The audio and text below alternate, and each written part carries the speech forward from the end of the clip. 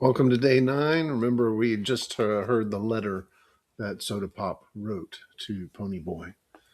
He could improve his spelling, I thought, after reading it through 3 or 4 times. How come you got hauled in? I asked Dally.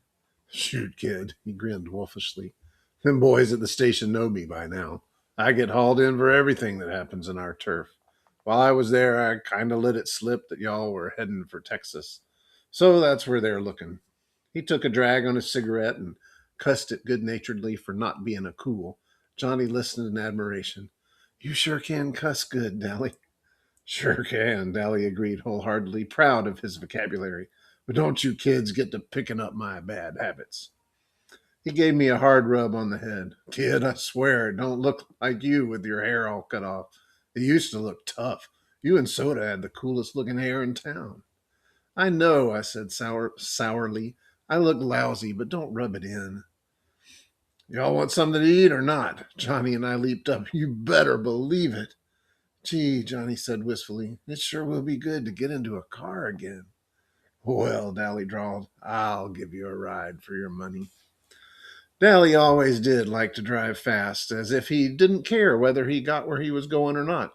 And we came down the red dirt road off J Mountain doing 85. I like fast driving, and Johnny was crazy about drag races. But we both got a little green around the gills when Dally took a corner on 2 wheels with the brakes screaming. Maybe it was because we hadn't been in a car for so long. We stopped at a Dairy Queen, and the first thing I got was a Pepsi. Johnny and I gorged on barbecue sandwiches and banana splits. Glory, Dallas said, amazed, watching us gulp the stuff down. You don't need to make like every mouthful's your last. I got plenty of money. Take it easy. I don't want you getting sick on me. I thought I was hungry. Johnny merely ate faster. I didn't slow down until I got a headache. I didn't tell y'all something, Dally said, finishing his third hamburger. The Socias and us are having an all out warfare all over the city. That kid you killed had plenty of friends, and all over town it's Soch against Grease. We can't walk alone at all. I started carrying a heater. Dally, I said, frightened, you kill people with heaters. You kill them with switchblades, too, don't you, kid? Dally said in a hard voice. Johnny gulped. Don't worry, Dally went on. It ain't loaded. I ain't aiming to get picked up for murder, but it sure does help in a bluff. Tim Shepard's gang and our outfit are having it out with the Socias tomorrow night at the vacant lot. We got hold of the president of one of their social clubs and had a war council. Yeah, Dally sighed, and I knew he was remembering New York. Just like the good old days. If they win, things go on as usual. If we do, they stay out of our territory, but good. Two Bit got jumped a few days ago. Derry and me came along in time, but he wasn't having too much trouble. Two Bit's a good fighter. Hey, I didn't tell you we got us a spy. A spy? Johnny looked up from his banana split. Who? That good looking broad I tried to pick up that night you killed the Soch, the redhead. Cherry, what's her name? Chapter 6. Johnny gagged, and I almost dropped my hot fudge sundae. Cherry, we both said at the same time. The Soch? Yeah, Dally said. She came over to the vacant lot the night Two Bit was jumped. Shepard and some of his outfit and us were hanging around there when she drives up in her little old Stingray. That took a lot of nerve. Some of us was for jumping her then and there, her being the dead kid's girl and all. But Two Bit stopped us. Man, next time I want a broad, I'll pick up my own kind. Yeah, Johnny said slowly, and I wondered if, like me, he was remembering another voice, also tough and just deepened into manhood, saying, Next time you want a broad, pick up your own kind. It gave me the creeps. Dally was going on. She said she felt that the whole thing mess was her fault, which it is, and that she'd keep us up with what was coming off with the Socias in the Rumble, and would testify that the Socias were drunk and looking for a fight, and that you fought back in self-defense. He gave a grim laugh. That little gal sure does hate me. I offered to take her over to the Dingo for a Coke, and she said, no, thank you, and told me where I could go in very polite terms. She was afraid of loving you, I thought. So Cherry Valance, the cheerleader, Bob's girl, the Soch, was trying to help us. No, it wasn't Cherry the Soch who was helping us. It was Cherry the dreamer who watched sunsets and couldn't stand fights. It was hard to believe a Soch would help us, even a Soch that dug sunsets. Dally didn't notice he had forgotten about it already. Man, this place is out of it. What do they do for kicks around here? Play checkers? Dally surveyed the scene without interest. I ain't never been in the country before. Have you two? Johnny shook his head, but I said, Dad used to take us all hunting. I've been in the country before. How do you know about the church? I got a cousin that lives around here somewheres. Tipped me off that it'd make a tough hideout in case of something. Hey, Pony Boy, I heard you was the best shot in the family. Yeah, I said. Derry always got the most ducks, though. Him and Dad. Soda and I goofed around too much, scared most of our game away. I couldn't tell Dally that I hated to shoot things. He'd think I was soft. That was a good idea. I mean, cutting your hair and bleaching it. They printed your descriptions in the paper, but you sure wouldn't fit them now. Sorry. Johnny had been quietly finishing his fifth barbecue sandwich, but now he announced, We're going back and turn ourselves in. It was Dally's turn to gag. Then he swore a while. Then he turned to Johnny and demanded, What? I said, We're going back and turn ourselves in, Johnny repeated in a quiet voice. I was surprised, but not shocked. I had thought about turning ourselves in lots of times, but apparently the whole idea was a jolt to Dallas. I got a good chance of being let off easy, Johnny said desperately, and I didn't know if it was Dally he was trying to convince or himself. I ain't got no record with the fuzz, and it was self-defense. Pony Boy and Cherry can testify to that, and I don't aim to stay in that church all my life. That was quite a speech for Johnny. His big black eyes grew bigger than ever at the thought of going to the police station, for Johnny had a deathly fear of cops. But he went on. We won't tell that you helped us, Dally, and we'll give you back the gun and what's left of the money and say we hitchhiked back so you won't get into trouble, okay? Dally was chewing on the corner of his ID card, which gave his age as 21 so he could buy liquor. You sure you want to go back? Us greasers get it worse than anyone. Johnny nodded. I'm sure. It ain't fair for Pony Boy to have to stay up in that church with Derry and Soda worrying about him all the time. I don't guess. He swallowed and tried not to look eager. I don't guess my parents are worried about me or anything. The boys are worried, Dally said, matter-of-fact voice. Two-Bit was going to Texas to hunt for you. My parents, Johnny repeated doggedly. Did they ask about me? No, snapped Dally. They didn't. Blast it, Johnny. What do they matter? Shoot, my old man don't give a hang whether I'm in jail or dead or in a car wreck or drunk in the gutter. That don't bother me none. Johnny didn't say anything, but he stared at the dashboard with such hurt bewilderment that I could have bawled. We'll talk about this later, but just imagine you being missing for several days and your parents don't even wonder where you are. Yeah, that would hurt. Dally cussed under his breath and nearly tore out the transmission of the T-Bird as we roared out of the Dairy Queen. I felt sorry for Dally. He meant it when he said he didn't care about his parents, but he and the rest of the gang knew Johnny cared and did everything they could to make it up to him.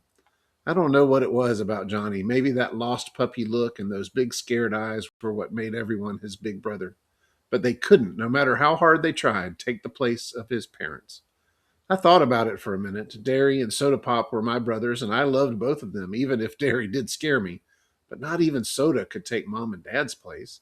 And they were my real brothers, not just sort of adopted ones. No wonder Johnny was hurt because his parents didn't want him. Dally could take it. Dally was of the breed that could take anything because he was hard and tough. And when he wasn't, he could turn hard and tough. Johnny was a good fighter and could play it cool, but he was sensitive, and that isn't a good way to be when you're a greaser. Blasted Johnny, Dally growled as we flew along the red road. Why didn't you think of turning yourself in 5 days ago? It would have saved a lot of trouble. I was scared, Johnny said with conviction. I still am. He ran his finger down one of his short black sideburns. I guess we ruined our hair for nothing, Pony Boy. I guess so. I was glad we were going back. I was sick of that church. I didn't care if I was bald. Dally was scowling, and from long and painful experience, I knew better than to talk to him when his eyes were blazing like that. I'd likely as not get clobbered over the head. That had happened before, just as it had happened to all the gang at one time or another. We rarely fought among ourselves. Derry was the unofficial leader since he kept his head best. Soda and Steve had been best friends since grade school and never fought, and Two Bit was just too lazy to argue with anyone. Johnny kept his mouth shut too much to get into arguments, and nobody ever fought with Johnny. I kept my mouth shut too, but Dally was a different matter. If something beefed him, he didn't keep quiet about it. And if you rubbed him the wrong way, look out. Not even Derry wanted to tangle with him. He was dangerous. Johnny just sat there and stared at his feet. He hated for any of us to be mad at him. He looked awful sad. Dally glanced at him out of the corner of his eye. I looked out the window. Johnny, Dally said in a pleading high voice, using a tone I had never heard from him before. Johnny, I ain't mad at you. I just don't want you to get hurt. You don't know what a few months in jail can do to you. Oh, blast it, Johnny. He pushed his white blonde hair back out of his eyes. You get hardened in jail. I don't want that to happen to you like it happened to me. I kept staring out the window at the rapidly passing scenery, but I felt my eyes getting round. Dally never talked like that. Never. Dally didn't give a Yankee dime about anyone but himself, and he was cold and hard and mean. He never talked about his past or being in jail that way. If he talked about it at all, it was to brag. And I suddenly thought of Dally in jail at the age of 10. Dally growing up on the streets. Would you rather have me living in hideouts for the rest of my life, always on the run? Johnny asked seriously. If Dally had said yes, Johnny would have gone back to the church without hesitation. He figured Dally knew more than he did, and Dally's word was law. But he never heard Dally's answer, for we had reached the top of Jay Mountain, and Dally suddenly slammed on the brakes and stared. Oh, glory, he whispered. The church was on fire. Let's go see what the deal is, I said, hopping out. What for? Dally sounded irritated. Get back in here before I beat your head in. I knew Dally would have to park the car and catch me before he could carry out his threat, and Johnny was already out and following me, so I figured I was safe. We could hear him cussing us out, but he wasn't mad enough to come after us. There was a crowd at the front of the church, mostly little kids, and I wondered how they'd gotten there so quickly. I tapped the nearest grown-up. What's going on? Well, we don't know for sure, the man said with a good-natured grin. We were having a school picnic up here, and first thing we knew, the place is burning up. Thank goodness this is a wet season, and the old thing is worthless anyway. Then to the kids he shouted, Stand back, children, the firemen will be coming soon. I bet we started it, I said to Johnny. We must have dropped a lighted cigarette or something. About that time, a lady came running up. Jerry, some of the kids are missing. Well, they're probably around here somewhere. You can't tell with all this excitement where they might be. No, she shook her head. They've been missing for at least half an hour. I thought they were climbing the hill. Then we all froze. Faintly, just faintly, you could hear someone yelling, and it sounded like it was coming from inside the church. The woman went white. I told them not to play in the church. I told them. She looked like she was going to start screaming. So Jerry took her. I'll get them, don't worry. I started at a dead run for the church, and the man caught my arm. I'll get them. You kids stay out. I jerked loose and ran on. All I could think was, we started it. We started it. We started it. I wasn't about to go through that flaming door, so I slammed a big rock through a window and pulled myself in. It was a wonder I didn't cut myself to death now that I think about it. Hey, Pony Boy. I looked around startled. I hadn't realized Johnny had been right behind me all the way. I took a deep breath and started coughing. The smoke filled my eyes and they started watering. Is that guy coming? Johnny shook his head. The window stopped him. Too scared? No, Johnny gave me a grin. Too fat. I couldn't laugh because I was scared I'd drown in the smoke. The roar and crackling was getting louder, and Johnny shouted the next question. Where's the kids? In the back, I guess, I hollered, and we started stumbling through the church. I should be scared, I thought, with an odd, detached feeling, but I'm not. The cinders and embers began falling on us, stinging and smarting like ants. Suddenly, in the red glow and the haze, I remembered wondering what it was like in a burning ember, and I thought, now I know. It's a red hell. Why aren't I scared? We pushed open the door to the back room and found 4 or 5 little kids, about 8 years old or younger, huddled in a corner. One was screaming his head off, and Johnny yelled, Shut up, we're going to get you out.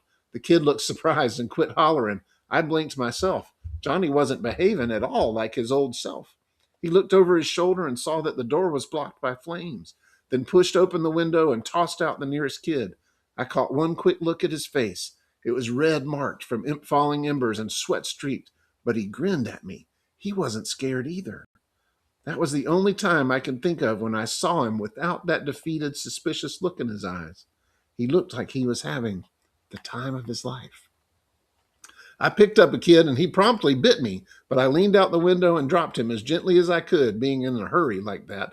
A crowd was there by that time. Dally was standing there, and when he saw me, he screamed, "For Bete's sake, get out of there. The roof's going to cave in any minute. Forget those blasted kids."